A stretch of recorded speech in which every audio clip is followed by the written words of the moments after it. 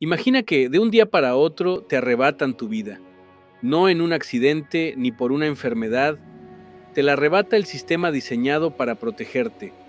Un día eres libre y al siguiente estás en una celda, acusado de un crimen terrible que sabes que no cometiste. Tu nombre es arrastrado por el fango, tu familia se quiebra y una sociedad entera te señala. Para miles de personas, esto no es una pesadilla lejana, es su realidad.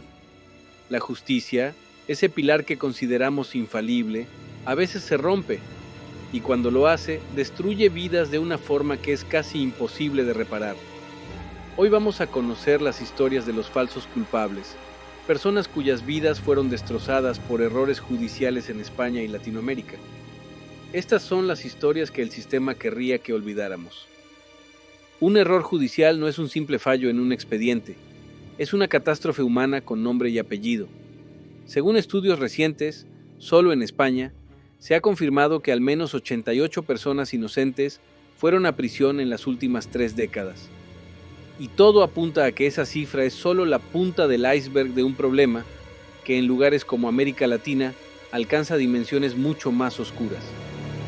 No estamos hablando de criminales que se escapan de la ley, sino de gente común, ciudadanos que de la noche a la mañana se convierten en el monstruo que la sociedad necesita para calmar su miedo. ¿Cómo demonios puede pasar algo así? Las causas son tan complejas como aterradoras. Identificaciones visuales que fallan, mala praxis de los profesionales, pruebas forenses mal leídas y, sobre todo, una presión brutal por cerrar casos y presentar resultados. Vamos a meternos de lleno en dos historias que nos enseñan cómo el sistema puede convertir a un inocente en culpable. Ahmed Tomouji, la pesadilla de parecerse a un culpable. A principios de los 90, una serie de agresiones sexuales sembró el pánico en Cataluña, España. El patrón era siempre el mismo: dos hombres atacaban a parejas jóvenes con una violencia brutal. La policía estaba contra las cuerdas, necesitaba culpables y rápido.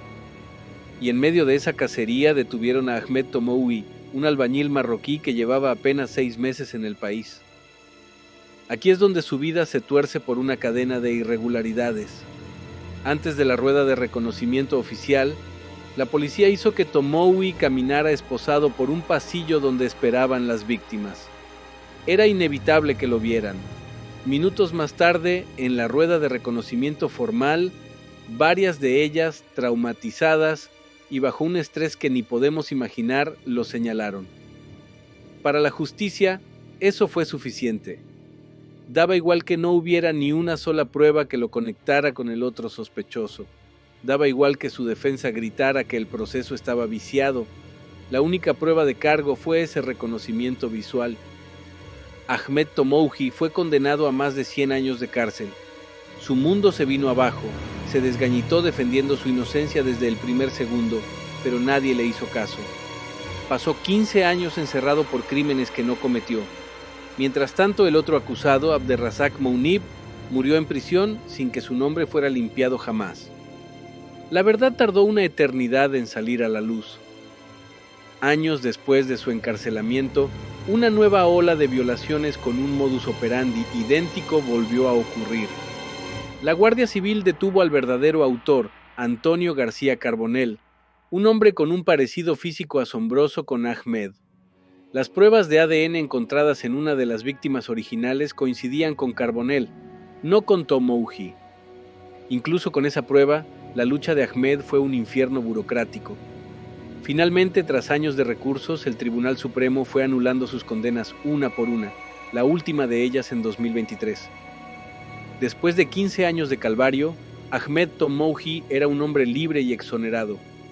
Pero ¿qué clase de libertad es esa? Le robaron su juventud, su salud y la fe en las personas. Y para rematar la crueldad, a pesar de que el error fue demostrado, la Audiencia Nacional le ha negado una indemnización, argumentando que la condena no fue un error craso o evidente. La pesadilla de Ahmed es un recordatorio brutal de cómo puede fallar la psicología del testimonio. Los expertos lo tienen claro. La memoria no es una cámara de vídeo. El miedo y el estrés distorsionan los recuerdos y pueden hacer que una víctima señale con total seguridad a la persona equivocada. Y si un sistema se apoya solo en eso, la injusticia está servida. La historia de Ahmed Tomoui no es una terrible excepción. Si cruzamos el Atlántico, nos encontramos con que en Colombia miles de vidas no fueron destrozadas por un error, sino por una práctica deliberada y sistemática en la que el propio Estado convirtió a inocentes en números para ganar una guerra. Los falsos positivos de Colombia, el horror convertido en política. En Colombia la palabra falso culpable cobra una dimensión terrorífica con el escándalo de los falsos positivos. Entre 2002 y 2008, en pleno conflicto armado, miembros del Ejército Nacional de Colombia asesinaron a miles de civiles inocentes para después presentarlos como guerrilleros caídos en combate. La cifra oficial, reconocida por la Jurisdicción Especial para la Paz, JEP, te hiela la sangre. Al menos 6.402 personas fueron víctimas de estas ejecuciones. Y no fueron casos aislados, fueron el resultado de una presión institucional salvaje que empujaba a las unidades militares a presentar bajas a cualquier precio. Se daban permisos, ascensos, dinero y medallas por cada cuerpo que presentaran. Las víctimas solían ser jóvenes de barrios humildes, campesinos o personas con alguna discapacidad. Los engañaban con falsas ofertas de trabajo, se los llevaban a zonas remotas y los ejecutaban a sangre fría. Después, les ponían ropa de guerrillero y un arma al lado para simular un combate que jamás existió. Familias enteras vieron desaparecer a sus hijos y meses o años después se enteraban de que habían sido asesinados y etiquetados como terroristas. Esto es sin duda uno de los episodios más negros de la historia reciente de América Latina. No fue un error judicial, fue un crimen de Estado, sistemático y hoy reconocido como un crimen de lesa humanidad. La JEP ya ha imputado a altos mandos del ejército, incluidos generales, por su rol en esta masacre. El caso de los falsos positivos nos muestra al sistema en su versión más aterradora. Uno que para presumir de una victoria ficticia, sacrifica a sus propios ciudadanos. La presión por los resultados corrompió toda la cadena de mando, y la vida de los más vulnerables se convirtió en una simple estadística. Las Madres de Soacha, un grupo de mujeres que buscaron a sus hijos sin descanso hasta destapar el horror, se convirtieron en el símbolo de la lucha contra esta atrocidad. Su coraje obligó al mundo a mirar de frente. Aquí no hubo confusión, la intención fue deliberada.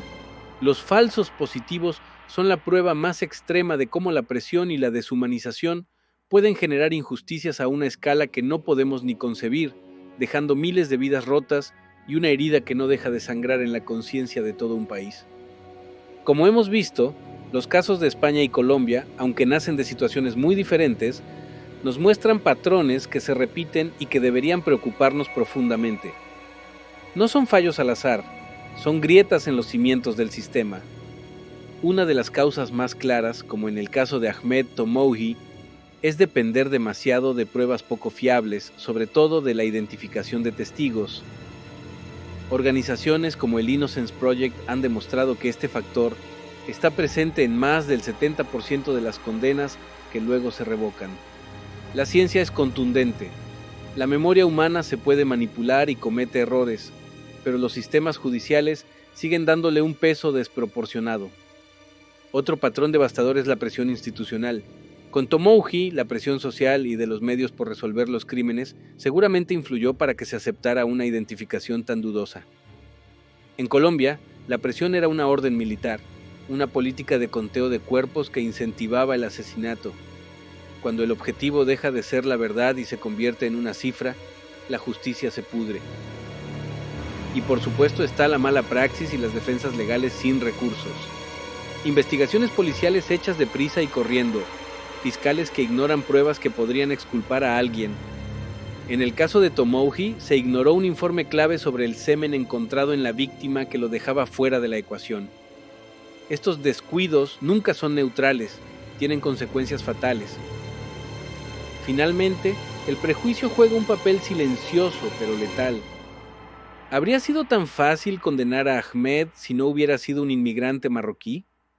¿Habrían sido las víctimas de los falsos positivos las mismas si no fueran jóvenes pobres de zonas marginadas? Las respuestas a estas preguntas son incómodas, pero tenemos que hacérnoslas para entender la raíz del problema. Las historias de Ahmed Tomoui y de las 6.402 víctimas de los falsos positivos son una sirena de alarma que no podemos ignorar. Nos recuerdan que la justicia no es una idea abstracta, sino un sistema manejado por humanos y por lo tanto puede fallar. Y por cada persona que consigue ser exonerada queda una pregunta en el aire: ¿cuántos inocentes siguen en prisión sin la suerte de que una prueba de ADN perdida o una confesión tardía les devuelva la vida? El coste es incalculable: años robados, familias rotas y la confianza en quienes deberían protegernos hecha pedazos. El caso de Dolores Vázquez en España, que pasó 17 meses en la cárcel por el asesinato de Rocío Waninkoff antes de ser exonerada, sigue resonando. A día de hoy, todavía espera una disculpa oficial del Estado que nunca llegó, como tampoco llegó una indemnización. Luchar contra las condenas injustas es luchar por el alma de nuestros sistemas de justicia. Exige reformas urgentes, mejorar los protocolos de identificación, asegurar que todo el mundo tenga una defensa legal decente, eliminar los incentivos perversos que ponen las cifras por delante de la verdad y sobre todo crear una cultura donde se admita que los errores ocurren y que es una obligación corregirlos. Si estas historias te han indignado, comparte este contenido. Hay que hacer ruido para que las cosas cambien. Y cuéntanos en los comentarios si conoces otros casos que merecen ser contados. No podemos devolverles los años que les robaron, pero sí podemos luchar para que estas historias nunca más vuelvan a repetirse.